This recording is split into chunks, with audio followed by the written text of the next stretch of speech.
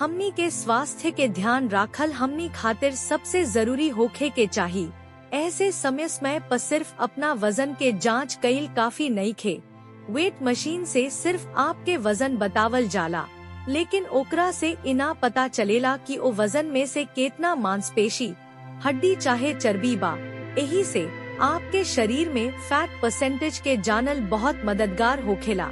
कि आपके इस समझे में मदद करेला कि आप कितना स्वस्थ अवुरी फिट बानी। मेडविकी रौरा सभे खातिर लेके आयल बा।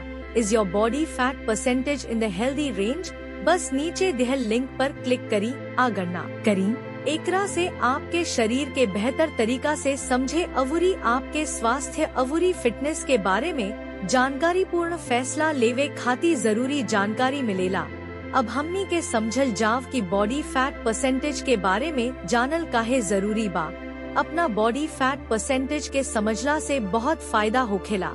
BMI से ज्यादा सटीक बॉडी मास इंडेक्स BMI में सिर्फ आपके लंबाई अवुरी वजन के देखल जाला, जबकि फैट परसेंटेज आपके शरीर के सही संरचना देवेला।